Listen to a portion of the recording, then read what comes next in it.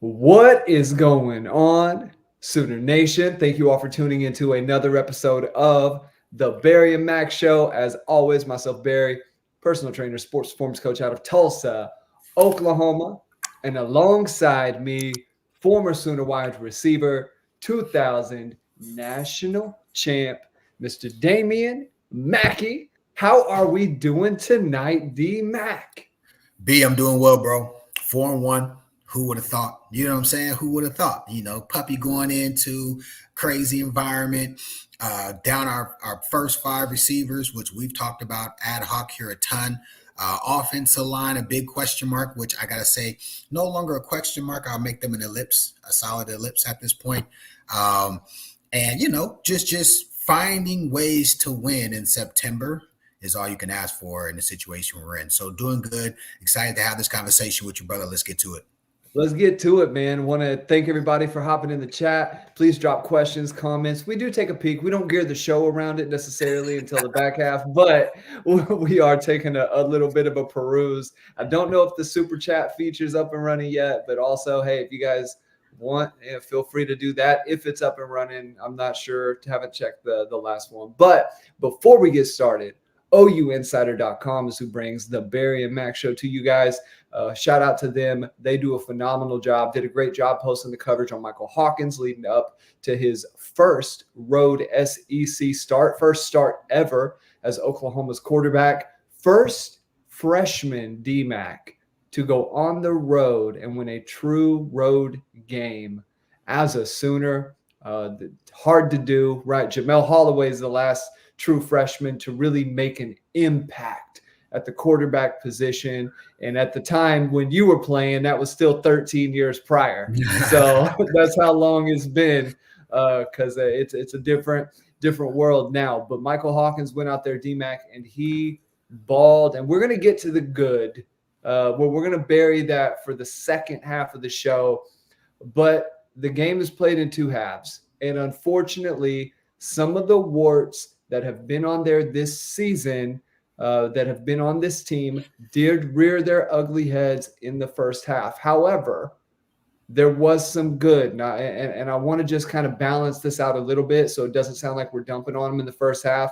I think it was obvious that this team has dealt with a lot of injuries at the receiver position. So let's caveat that. It's tough to get the ball where it needs to be if the separation isn't good. The offensive line, however good it was at times, still had some struggles. But the defense, even though they had some spots, and we'll talk about who was the issue at different positions, I think me and you are probably going to be pretty aligned on what some of the warts were on the team defensively. Let's go over this first half. How did OU even find themselves in the hole that we're going to talk about them digging out of? And are there OU at this point lucky to be 4-1 in some regards, but you also win the games that are in front of you. You do your best to come out with a W on that day, and you're in the SEC, man. At the end of the day, 4-1, that's big time, right? If OU goes in and as they are expected to do by Sooner Nation, put a whooping on Texas, you're looking at 5-1, win over a top-ranked foe. You're back in business as a top 10 team at that point. So OU not far removed from what's in front of them. The season is still a long one. Felt like it might be even longer after this first half that started. So DMAC, unpack some of the bad to start with that Sooner Nation had to deal with in this first half, offensively and defensively, and maybe put them in order of what you thought was the worst, the pretty bad, and then they might be able to fix that. So since you lined it up like that, by the way, I didn't prepare to do worst or best, but let's do it. Let's dive in. Believe it or not, B. And like you said, I like when we do our post games and we haven't like exchanged notes because we're just by the way, guys, we're authentically just having at it. If you're on OUI, you know I've been hammering my 10 thoughts in that community all day. I think it's got like 2,000 views and 50 comments already, but I want to say this. If we're going to start with worst, do you know what I'm going to assess as worst? What? You ready for this? It's not the O-line. By the way, O-line covered up people all day. It's not the tight ends. 87 killed us. And then 10 has a bonehead play on a touchdown to Barnes. 87, the penalties, man. 87 killed us. By the way, one of his penalties is ticky-tack on Sawchuk's run. That's ticky-tack. They shouldn't have called that. What about the PI? Don't play. He doesn't even need to do it. Doesn't need to do it. Exactly. I guarantee you they don't coach him up to do that.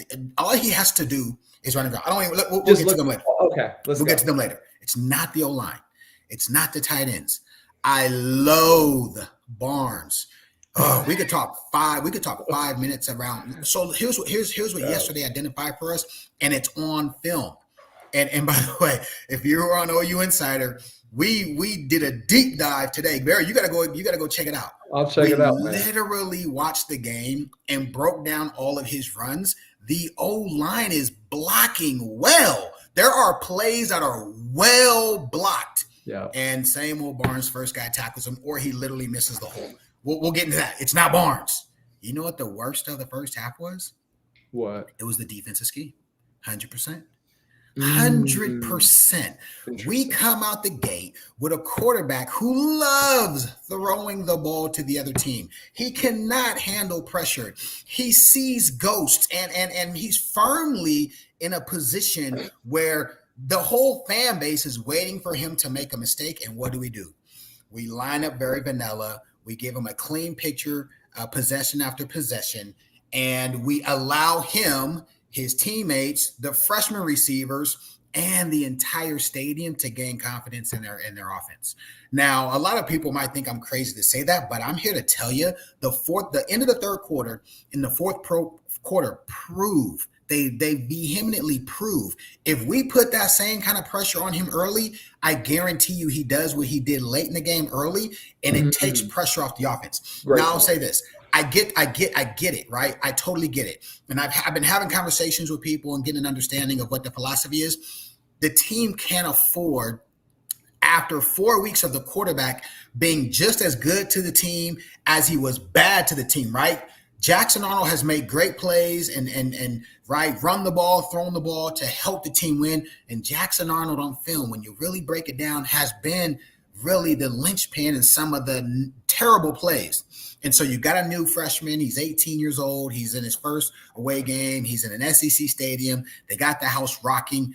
I get it, right? Coach Venables and Ali say, hey, guys, on defense, we can't give up anything cheap early. They might try to do a flea flicker. They might try to do a double pass. And the last thing we want is our freshman quarterback playing from behind in a raucous house very early in the game. Yeah. Well, what we uncovered is it put us in a position to be playing from behind basically for the first, 50 minutes of the game, 53 minutes, in fact. So if you ask me, I understand the weighted value in playing conservative on defense because you don't want, like they call a double post and we happen to roll from 3 to 2 or from 2 to 3, and then they've got 2-on-1 on that safety. I get it, right? It's kind of what happened when Billy comes down in the box against Tennessee and they run that bang 8 post. If Billy stays high on that, it's a pick. The quarterback doesn't even make the throw because Billy's in the window. So I get it, but in retrospect, revisionist theories, to me, it was the biggest issue with the first half. And here's why I can say that. You ready for this? Aside from penalties and mental errors, which the tight ends were primarily responsible for, we played clean. We played clean, guys. There's no pre-snap mental farts. There's no turnovers. The quarterback doesn't have any operational issues. The linemen aren't in any plays where you're like, what the hell were they thinking? 3 guys running free. It's the first game the entire season we're on the offensive side of the ball. Yes, the scheme is vanilla. Yes, right. There's some warts there that we'll get into as well. That's another list on the down the line. But we have to admit and understand that our offense looked like an offense. Not a very good one, not extremely dynamic, but we had an offense where you could look at the game and say, this is what they're trying to do. Or at least 100%. I could. And I felt like that's a plus for this game. Barry, I want to say this very eloquently because I want people to understand. This game was 100% a game in a vacuum. You cannot look at this game as a building block from game 1 to game 5. It was not. We scrapped. Guys, we ran no RPO. No RPO. They even commented on that on the broadcast. Zero. Every play we ran was a defined give or a take, or there was no throw the open window if the backer jumps into the box, throw the out if the force defender. We didn't run none, which is going to take away some of the dynamic opportunities in the offense. All right, but you see the quarterback. I mean, obviously, first possession of the game, he literally beats everybody to the end zone. Holy shit, is what Auburn has to say. They have to change their entire defensive scheme because the rest of the game, they're spying us. And you know what's crazy? Their spies ended up helping them because we wanted to run a lot of under routes. Yeah. And so because they've got two backers standing in those windows waiting for the run, they're able to do they're able to cover those unders until finally in the fourth quarter, Seth says, hey, let's throw the ball down the field and we make a big play. So my biggest issue is the defensive scheme. My second biggest issue is the mental errors by two tight ends who are supposed to be security blankets. Yeah. 10 played a fairly good game, blocked well on the edge. He makes plays down the field. Poor guy has his best catch of the year called back because the other guy doesn't know how to, just run to the area, turn around and show the ball. They will not call the penalty. If he just runs and turns around and puts hands up, whoever hits in him, there's no penalty. He kind of shoulders and even fell. Do you see that? He fell and kicked his feet up in the air. Like, nah, bro. Nah, bro. That's a penalty. And by the way, that's a penalty. Tight ends killed us. 10 kills us on they run flow to the strong side of the formation for the touchdown, and then they sneak Barnes across the formation and Hawkins throws him. Great play call, by the way. For those poo-pooing on Seth, there was so many quality play calls. That was one of them. You needed the touchdown there. And we settled for a field goal. That was a great call. Go watch the play, dude. 10, it's a total penalty. He's running upfield. I'm like, why, dude? You're not even a part of the play. You're literally pulling more defenders. Like he could have ran at half speed. So tight ends. Okay. But here's my biggest one. And I said this in my 10 thoughts. And you know what's funny? Initially, people were like, nah, Mackey, you're wildin'. And I said, okay, let's watch film. Let's go look at receipts. And at the end of it, I'd say 90% of the people were like, damn, you're right. The poorest starter on offense, bar none, on this team right now is number 2. Yeah, our O-line 1v1, they don't have a high ceiling. Yeah, our tight ends make some bonehead mistakes. But guys, number 2 touches the ball the second most on the entire offense.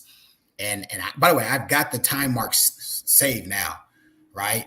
8:51. We run a shotgun pitch. Guys, it's blocked well. In fact, it's his first carry of the game. It's his first carry of the game. We run pitch into the boundary. All right. It's not perfectly blocked, but the guy who tackles him, the first guy who sees him, he just glances off him. It's an arm just barely hitting him, and he falls right down.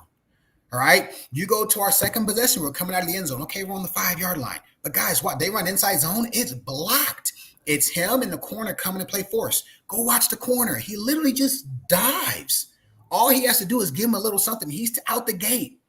He literally sees the corner and just goes right into the traffic. He does it 2 plays in a row. He gets 2 yards in the first play, 3 yards in the second play. It's 3rd and 5. We don't get it. But Go watch the play. And I made this analogy, Barry, and for those of you listening live, I want to ask you guys this question.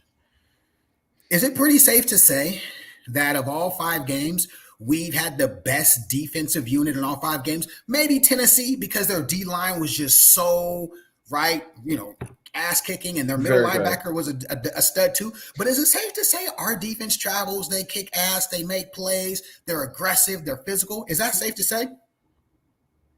Yes or no? I mean, I'm curious what everybody says. I would say Tennessee is probably the only, and I would just say it's that front 4. Really. And our front 4 is solid. They just can't get as much pressure outside of RMT. Here's my question for that community. If our defense is so good, why is it that every game we play, the running backs have the ability to pop something? Every opponent we play, sans Temple, take Temple out of the equation, every single one, Houston, Tulane, Tennessee, and Auburn. Guess what, guys? They're not perfectly blocking our guys. You know what's happening? Stunts is missing in the hole sometimes. You know what's happening? Kip is getting juked sometimes. You know what's happening? Our safeties are coming down in the alley, and they don't make every tackle. But We're going against defenses that I would say are not as good as ours. And those defensive players, when two has the ball, they make the play. And that's something we can't discount. We can't stick our head in the sand. And here's what you can't do. If anyone who watches the film, it's clearly and defined in this game, you cannot blame the O-line. You just can't. 100%. Then you put 27 in the game, and I know this is in the third quarter. We're talking first half. He gets one carry. He runs the exact play we run with two other times, and it's not perfectly blocked. You know what he does?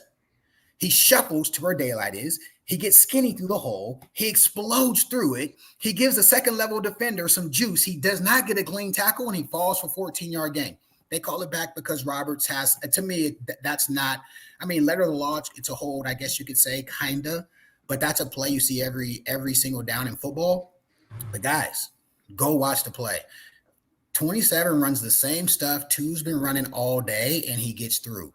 Then go watch Barry. This is second half, and again, you can tell I've been dealing with this. If you guys are watching the YouTube version of the game, go fast forward to 2 hours and 10 minutes. It's the fourth quarter. By the way, it's the play where if we get the first down, we can run the clock out.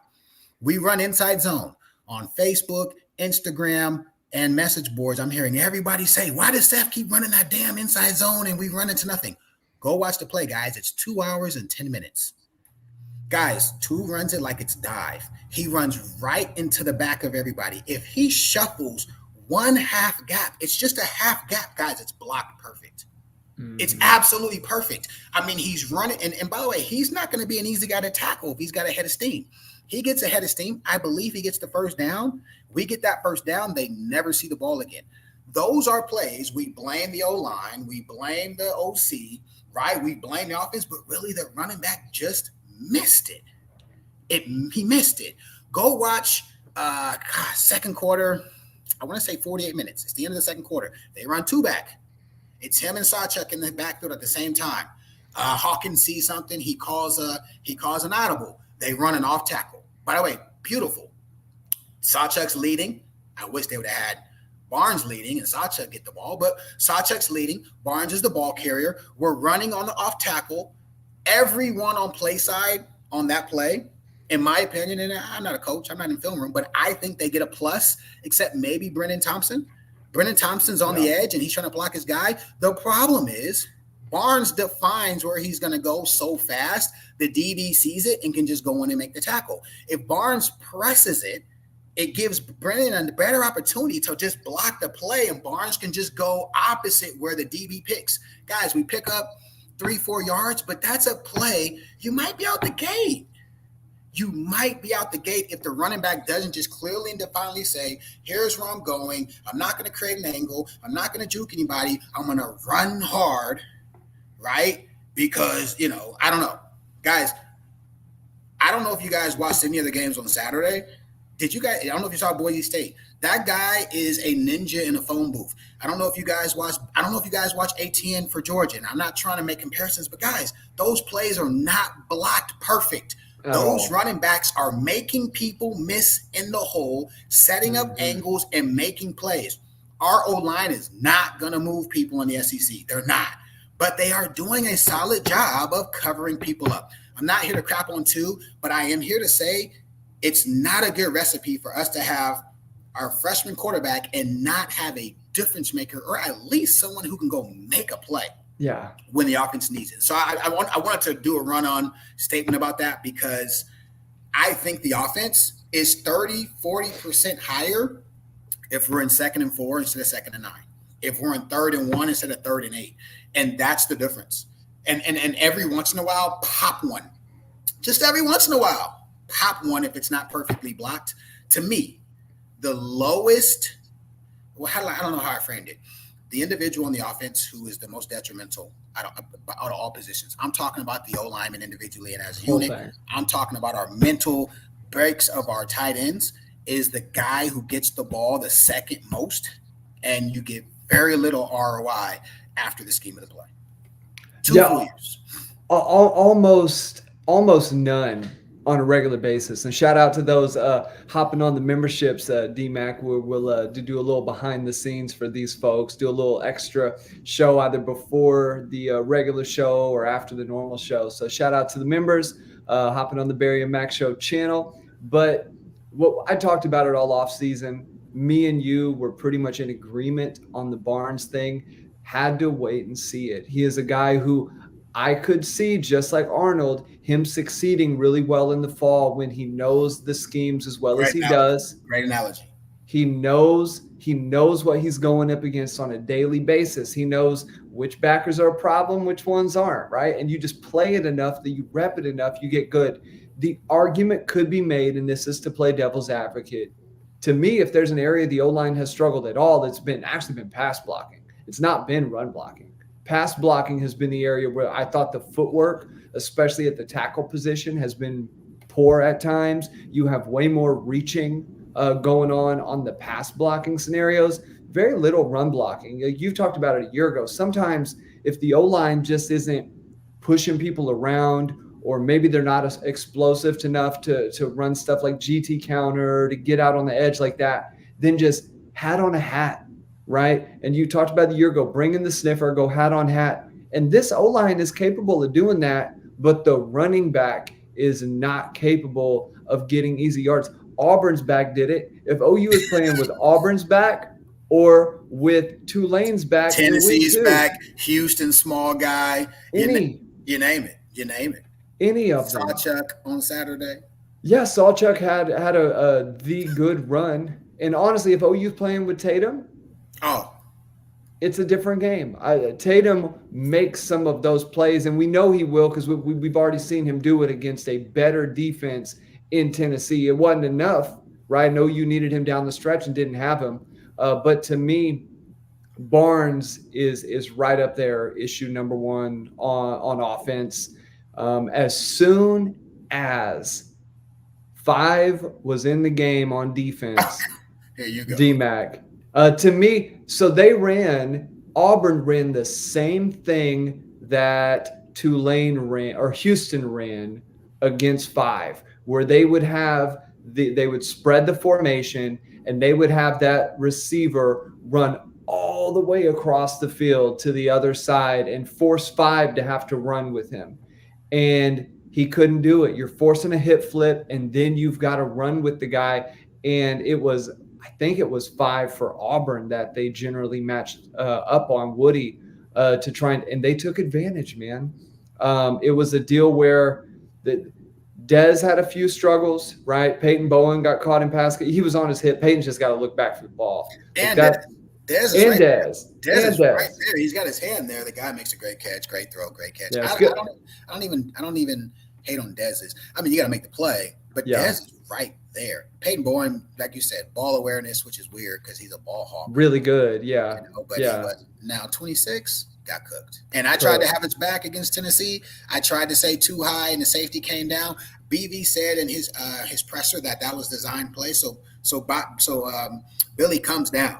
That's not in question. He didn't just do it on field. That's the called play. 26 gets cooked. He gets cooked again. I think, dude, he's huge, Barry. I'm telling you, I've been on the sideline. I'm all of 6 foot. He's 2 inches taller than me, 3 inches in cleats. He needs to play bump man and force guys to go where he wants to run. He can turn his hips. He can flip his hips. Long arms. Yeah, he's got all the tools. And when he gets to the NFL, if he's fortunate enough to play at that level, that is how they will have him playing a lot, at least a good 40, 50% of the time. He is a guy who on the goal line is going to be an issue. He guards. He is a great cover corner within kind of the 15, 10-yard line in. He is phenomenal.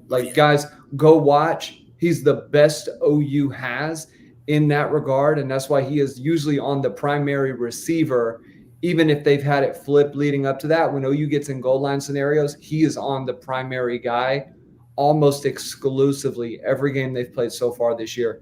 Can I say something? Let me say something. Go for it. 30 seconds. You know when both he and Dez are really good? Where? When being pressure. I personally don't 100%. like our pre-snap alignment in man. I don't like it. When you are in pre-snap off man, you really need to be at about 7 yards so that you don't get right. You do banjo. So you'll see DBs go like this, or they'll do this sometimes. And what that means is it's a matchup. If my man crosses, I take yours, you take mine. So we're both still in position, right? When you do that at 4 or 5 yards, that's where all the stuff is happening. That's where it's easy to get picks, right? When you do it at 7, it's all clearly and defined in front of you. And that extra 2 yards is an extra second, assuming you blitz, for the DB to see what's happening, where the ball's coming out, where it's going to go. Go watch LSU. Go watch UGA Bama. UGA Bama. Bama's off at 7. It's man across. There's no safety. It's 0. But they've got 7 up at the line of scrimmage. They're bringing the heat. The quarterback has to throw the ball. All the DBs have their eyes up. They can see where the ball's going. They can rally to the football. I hate when we're at 4. I hate it. I hate 4 yards because he can run by you. He can beat you a quick game. He can beat you with a speed out. You're still not close enough to reroute, right? So you're still not really rerouting. You got to backpedal out of there. The guy can cross your face easy, and that's why we're getting beat on the post. I don't like it. I want to say this. 5 came in early, played cheetah early, and I didn't see 5 much after the first quarter. Yeah, no, that was pretty quick. First quarter's over. I'm like, hey, where'd 5 go? Yeah. I want to show some love for Billy. Billy, in my opinion, had his best game of the day. I agree with that. I'm going to nitpick, though. I'm going to nitpick. Again, I always want to compare him to All-Americans. He subs everybody. Do you know what a sub is? A submarine tackle, where you dive at their legs for 4 yards. He has to stop doing that because you're giving away yards on plays when he can just fit up. He needs to fit up in there sometimes and stone people versus trying to sub people. But he made plays. He was around the ball. He actually was very clean Saturday. I didn't see him have any really big hiccups, and that was good. However, I do think they let him play closer to the line of scrimmage more.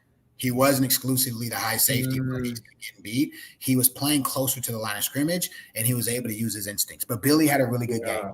It did feel like they switched Peyton and him more. And that could be, I said in this game, Peyton was going to finally be healthy and be back to normal. And it looked like that was the case. And maybe they did make that switch. Now I want to go back and check that. They might have flipped them a little bit more. RSJ was playing high too. So I think you're right. I think they're just playing it balanced because Billy's in the hole more often. And Billy was in the action more often. Last but not least, I want to talk about 2-8.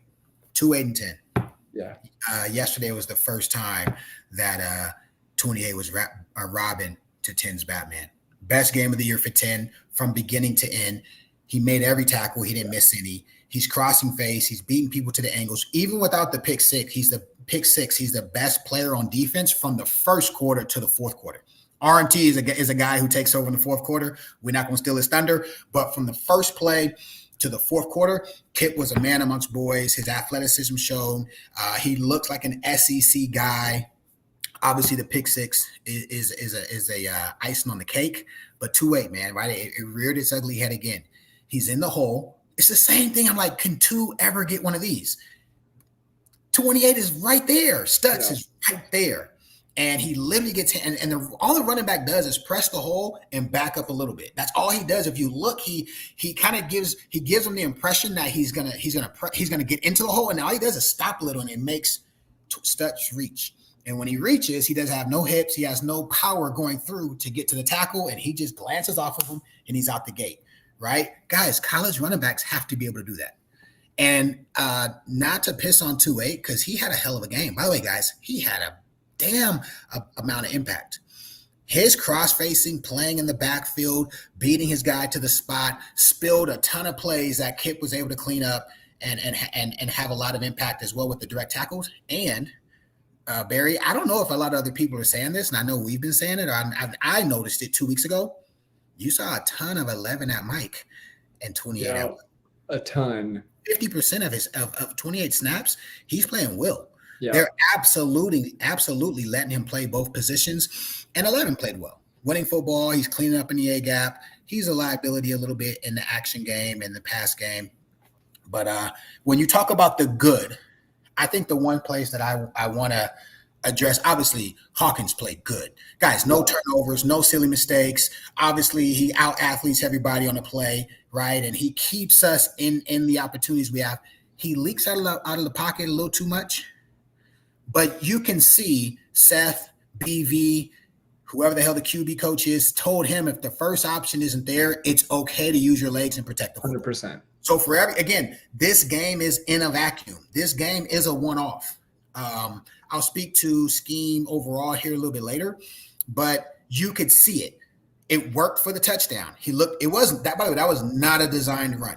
If you guys watch his touchdown, that's not QB draw. Mm-hmm. We run a play. We've got a mesh route going. We've got 2 outs going. Their guys are running with receivers, and they don't have the 2 spies yet. He splits everybody. He beats everybody to the end zone. That's a pass play. That was not a design QB draw. Clearly, they adjusted to it, and when they adjusted to it, he saw ghosts. But your puppy's going to see ghosts. He never threw a pick. He never took a terrible play like in a drive where we got momentum. He loses 10, 11, 12 yards, right? He never had that play happen, and that's why they continue to roll him out there. The other good, though, wide receivers. Yeah, man. 13, baby. 13 made me proud, man. I had to smile just a little bit. He still look a little – no, I can't even talk here today. Kid made 2 great play. They run it's kind of like a sail route.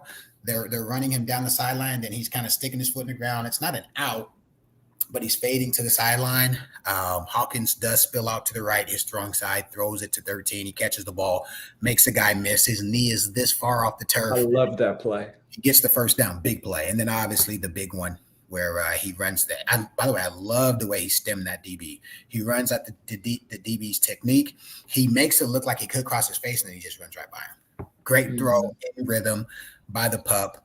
By the way, 15 had a couple of good screens. He did good. He did good. Screens. He's a little Warhawk.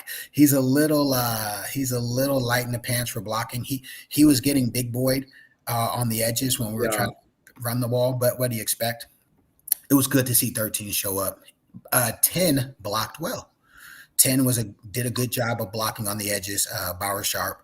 So it was good to see him have some success, obviously catching the ball and catching the ball and blocking.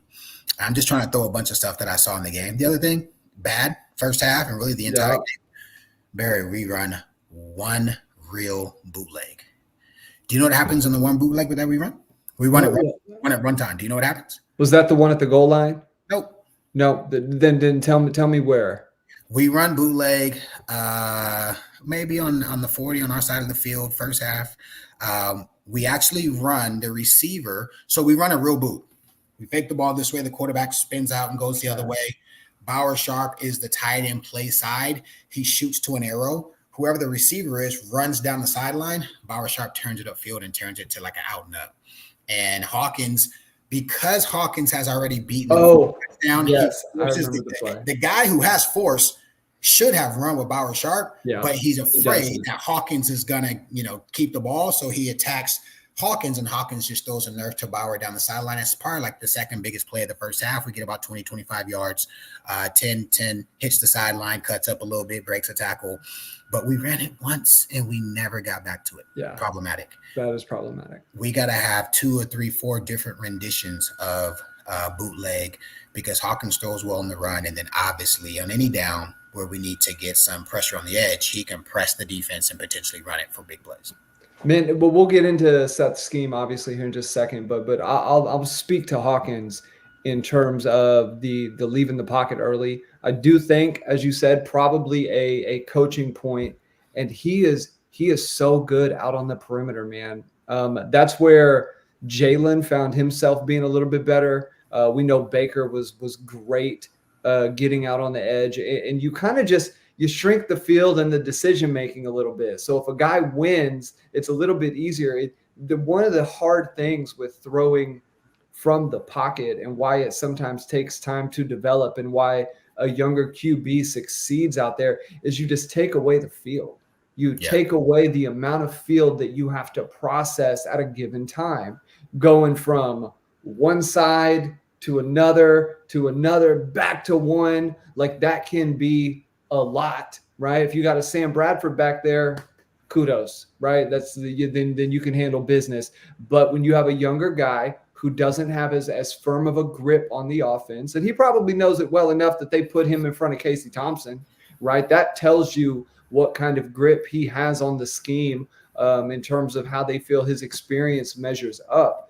But he's also just very talented out there, man. He is a better thrower, and he is a better thrower than Jackson on the run doing off balance throws. He's it to me, and it's not so much the velocity on the ball. That throw to Bauer Sharp was a touch pass. Like that was a ball that was in stride for the most part, very easy to catch. And he throws a much more catchable ball, in my opinion, than Hawkins. He doesn't nerf and blast it in there when he needs to. Now he can, and those things, when he's zipping that ball between the hashes to Sharp is pretty good at handling those heaters and doing something with it. But to me, it's a more easily catchable ball. I love watching him get outside the pocket. That has for sure been coached on. And honestly, man, if you have receivers who are not great route runners, as OU right now has demonstrated, not great at separating in the classic way, how do you help them with that? You get them in a scramble situation, right? You get them going across the field, cutting back, and now you're just playing backyard football, right? That is the way to do that. I'm going to do a little psychoanalysis on 13, and I'm probably jumping the gun a little bit, and I don't know, guys, that nothing has been heard. I think it is very possible that 13, who was a big, strong, athletic-looking young man coming into the program, a lot of off-season ballyhoo, right? A ton of ballyhoo towards that gent. Sometimes guys get in their head, and sometimes guys get so enamored with who has come in and potentially going ahead of them that it screws up their game, right? How many times you've been playing pickup ball, right? And this goes for everybody who's not 6'1" and can dunk and do all these things, and people show up on the pickup court and you're like, oh man, those guys can really hoop. I better so you almost get nervous in a way, or you throw up the shot a little too quick. You're trying to perform. I want to say that 13, this was a game where he could go out there and play loose and just play ball. Nobody was taking his spot. They don't have anyone, right? There's nobody there. It's 13, and then it is, let's move Bauer Sharp, and then let's go to a DB, and then next thing you know, Woody's playing receiver. You can't cover him. Join up. Why do you do that? Hey, can I say something though? Go for it. If that's the case, he's soft, and he can't wear that number. You can't wear that number and be soft. If you needed to be lilies and rainbows and daffodils and unicorns for you to go out there and produce, and you are, by the way, he is a big boy. He is every bit of 6'4", every bit of 210. He looks like a lot of the guys in the SEC and what they can produce. I don't want to take anything away from how he played, but if he needs daffodils and unicorns to go out there and not have be in his own head, look, you ain't OU ready, bro. Because let me tell you, when I was at OU, bro, I get it. I'm an old man. Okay. But by the way, I also got a ship, so I don't want to hear your mouths, guys. If you got something to say, I want a ship. And we played and when the Big 12 was the best conference in America. But every day in practice, I had to bring it. I didn't have the luxury of saying Josh Norman is so much bigger than me, and he can go block the backers and the safeties because he was playing little H, playing the position I play. You know what I had to do? I had to get my little scrawny ass in there and go block backers and block safeties. I had to, make sure in the screen game, make sure in the action game, make sure in the quick game, I'm catching the ball when it comes my way. Period. So if that's him, that's problematic, and that's going to be something he's not going to be able to compete with at the next level, because in the NFL, it is what it is. But again, we don't know that to be the case. Yeah, we don't. I just want to speak to that. If God, come on, man, maybe he should be wearing a different number if that's how he is, because we try to be. Of course, sometimes the kicker's my number or whatever. I'm like, damn. We got a receiver, man. Listen, great opportunity. So since you brought that up, let me say this. Great opportunity for him to go out there and improve. But let's talk about OU Texas just real quick. Yeah, go for it, man. At 13 at X, right? He's coming off a game where he's got some cooking going, right? Yep. Burks comes back. Burks will almost for sure comes be back, right? Right? Tatum comes back. Okay. Hawkins at the Q. It happened exactly like I said it in the Tennessee game until Anderson gets hurt. The first possession of the game, you know where Brennan's playing? If you go back and watch Tennessee, wow. you know where Brennan's playing first possession? He's playing little Y. Little Y. Yep. They had plans of putting him back in the slot, which takes Roberts or Bauer Shop off the field. So maybe Roberts is on the sideline, Brennan's at a slot, Bauer or 10 is at a slot, and you've got 13 and 6. That's formidable. You got 8 in the backfield potentially. Guys, that's an offense you can go out and cook with. That's elite. Yeah, that's elite. You can go cook with that with Hawkins at the the quarterback. Mm-hmm. So, right, we're getting close to seeing some things. And I guess this is an appropriate time to say this, Barry. Here's something I want to speak to. And guys, I said this on my 10 thoughts. I'm sure people think, Mackey, you're biased to Seth. Guys, I promise you I'm way more biased to winning football games than my buddy from a quarter century ago. Like, with all due respect to Seth, love him to death. Yes, we communicate from time to time, talk football, But guys, I want all you to win, just like I know he does. And if he's not good enough, he's not good enough. And we'll all say it. You guys know me. I said it when the hype stuff happened. I kept it a buck. But I want to address this for the game plan. Guys, we ran about 15. We ran max 18 different plays Saturday. Go watch our third downs. We're in 1 or 2 formations. The majority of them, we differentiate once or twice, but when we're in third down, guys, we ran trips in a bunch and one backside receiver, or we ran trips spread, right? And backside. That's it. They simplified. Right? We weren't running a ton of layered stuff. We weren't running a ton of bend backs and counters and tag routes and I don't want to use the word dick, but jerk routes. We weren't running a ton of jerk routes. We ran stuff that was very clear and defined because we had a quarterback in his first game in a SEC. It's a road game, and you're scrapping the entire offense we've been running for 2 years and 4 weeks. Right. A lot of people were like, that was a crappy, aside from 2 missing some stuff that was queued up, we simplified. 100%. And again, back to the vacuum. You have to win that game to have any chance of having a successful second half of the season. If we don't win that game and all the pressure is on us to be competitive against Texas, or we're a 500 team, we're in big trouble. But because we say, hey, how do we find a way to have a clean sheet with no turnovers? How do we find a way to not have a whole bunch of brain farts, right? And mental mistakes? How do we find a way to let guys play hard and stop thinking? You simplify it. So when you guys are like, well, why didn't they do this? Why didn't they do that? All those thises and that's and ifs and maybes are potential mistakes that we've shown the entire first 4 games of the season. I am going to critique the hell out of Seth Littrell the next 7 games. Because now he has a quarterback that, he hasn't shown that he's going to be self-destructive. Now the offensive line is starting to get some health and continuity. Now we've got the bye week to have a week to actually install. We can install. We can install 10, 12 plays, 3 or 4 different formations, tags, jerk routes. We can install all that stuff. And I'll say this, and I never saw it under Levy until they got the sniffer, and they only did it with a sniffer. Guys, we ran power concepts with just our O-line.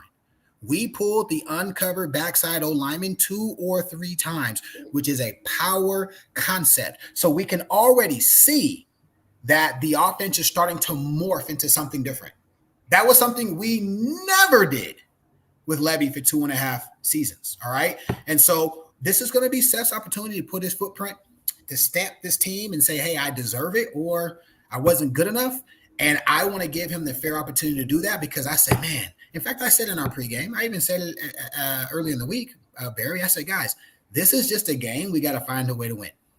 4-1 going into a bye, getting healthy gives us a ton of hope. 3-2 playing the number 1 team in America, 0-2 in conference is a totally different disposition situation. And I'm happy we found a way to win. I'm happy we adjusted as needed. We'll talk about the second half and what the defense did to really put its right foot forward. And salute, on this one, I think I said this in my 10 thoughts. I'm happy with 85% of the game plan stuff ran. I think it was very important to run a simple game plan. I think it was very important to let the quarterback not have a ton to think about. I think it was very important to not to have the old line have to have a ton to think about. I think if we simply switch the running back, we probably get 50 more yards. Mhm. If again, we literally, Barry, when you see OU Insider and you see my 10 I'm thoughts, about to and go there's look. another thread Yep. too. Because there's these guys, Mack, you're tripping. Da, da, da. I said, guys, go. Well, so what happens is a guy posts the game. He actually posts the game from YouTube and says, look at this one play. And it's the play that gets called back. And we're running power. It's actually power. We run the backside uncovered tackle. The uncovered tackle kicks out, and he gets up the sideline. It's the play that they call back. I don't know why they call it back. He gets about 14, 15 yards. It's a good play. But he literally doesn't have to make anybody miss. And he gets tackled by the first guy 15 yards up the field. But he gave me the film. I said, oh, you made a mistake, bro.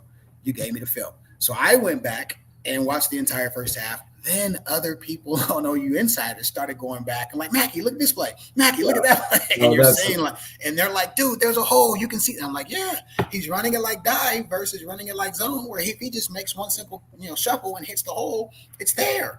So we'll see. And I'm sure Coach sees what we see. People are asking me about DeMarco. DeMarco and I didn't play together. We don't have a relationship. He got there right after I left town.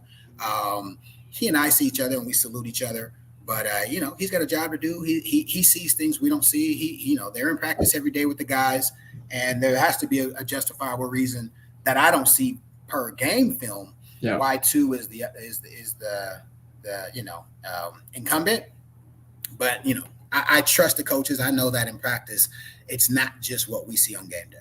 Yeah, it doesn't make a whole lot of sense. I mean, we saw Tawi leave because of it, right? And I think this is a great way to kind of slant into some of the positives and go Gorilla Nuts players of the game, DMAC. And I think going to be pretty obvious on these. I'm gonna let you take an offense and a defense, and then I'm gonna take an offense and a defense. I'm gonna let you go. I got about 3 or 4 to pick from because I think there were some impactful guys, and then I want to just touch on what the impact was in the second half real quick before we get on out of here today. Let's do it. Gorilla Nets? Yeah, go for it. Offense and defense. Yeah, pretty easy this week, guys. You got to go with Hawk at the QB, big time, and I think you really got to give it to 13. He gave us hope. He gave us an opportunity to see at least a formidable option on the outside. He makes 2 big plays on second and long, and then, of course, the 60-yard bomb. Catches the ball clean. He looks confident. Those 2 guys offensively get it done. Defensively, same thing. You've got 2 players who, one from start to finish, and then the other when it matters most, just continue to come up nails straight up. And that's the definition of Gorilla Nuts. Kip Lewis plays his best game of the year. He's hauling ass, hair on fire. He's an emotion. By the way, he's going to be the next emotional leader. Every time he's in the zone, he's getting it cooking. And then, of course, guys, RMT, man, this is the 3rd game. People sleep on the Tennessee game. He had a huge impact in that game too. But RMT in the 4th quarter is a man on a mission. He makes critical plays for himself and the defense. One caveat: those who know. 30 played some big cheetah. Yeah, he was playing well. Backside RPO. He was 100%. Ford was out there making a ton of plays. Got to give him props. He had a very good game in the run and giving the quarterback something to think about when they had those true RPO options. I want to throw a little love for Trace Ford. Man, I do too. I wanted to bring that up too. And not Gorilla Nuts, but also 90 played a really good football game as well. 90 looks like he's getting comfortable. That's a little closer to how Oklahoma State used Trace Ford. Yeah. They moved him around a lot more. He played everything from Mike to kind of the jack spot to true defensive end. They had 30 playing all over the place. To me, RMT to close the game, Gorilla Nuts to RMT. That is just to not only do it once in a game earlier in the year, but to now have done it twice. And you said it, like, it can't just be one. It can't just be show up against lowly Tulane and seal the deal. You got to be able to do it when it really matters. And he did it in a road test when they need it.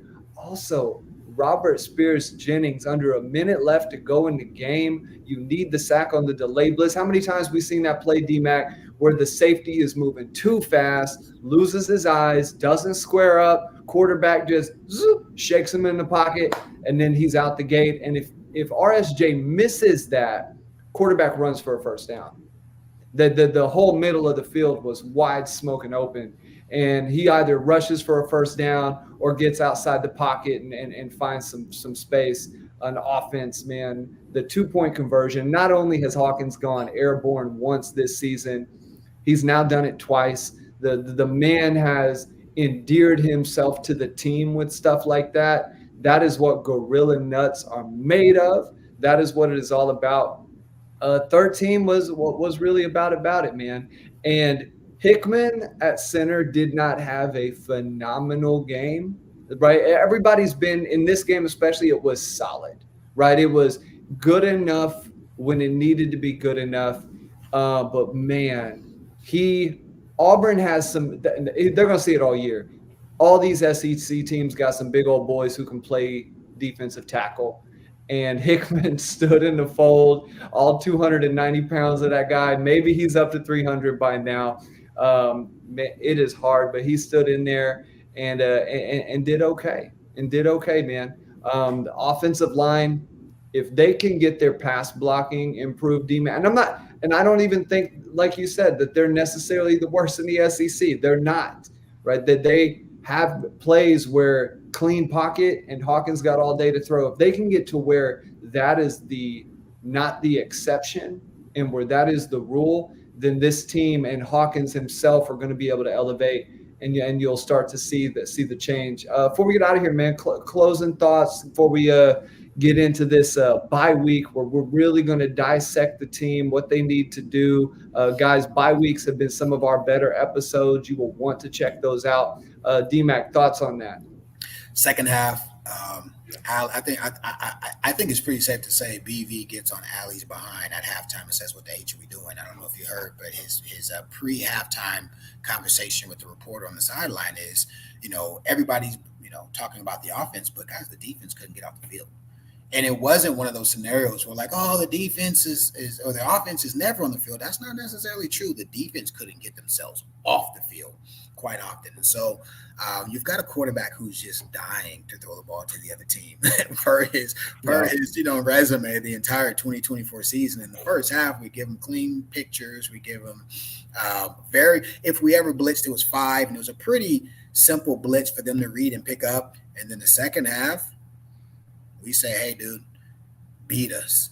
And really after that first possession in the third quarter, you really saw us get multiple. You really saw our guys start to play on the other side of the line of scrimmage. I saw someone say, did the D-line was our D-line getting dominated? I don't think so, guys. Sometimes the D-line's job is to occupy offensive linemen so guys can get through gaps, and it happened a lot.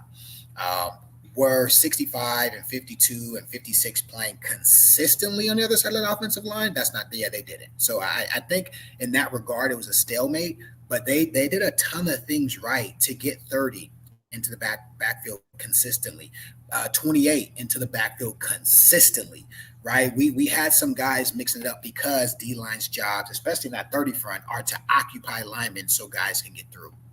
I just think that this win is a big deal. I don't take it lightly. Auburn is probably not one of the top 8 teams in the SEC, but if we lose to them, we're probably in the bottom 4 teams in the SEC. And so we vehemently put ourselves in position to be considered a contender still in the conference. And here's the deal, guys, we have an opportunity to play the number 1 team in America in a neutral field. We win that game, it's like 2 skins. And that's a game where we have everything to win and they have everything to lose. That's a game where the most team or ballyhoo team has not always won. And sometimes that was us. I forgot who that damn kid was. I think Colt McCoy's little brother kicked our ass. Oh, yeah, we had a squad. I don't even remember what the kid's name was. Oh, God, kicks our tail one year. Another year, they got that quarterback who's like their bulldozer. Forgot what his name was, but they beat us. So my point is, we have a solid 13 days to get healthy to get our scheme down, guys. Texas is. Let me tell you something. Now we're gonna knock this out all next week. Let me just give you guys food for thought. There's no film Texas can watch that's going to prepare them for what we're going to give them. 100%. Assuming Seth adds some layers.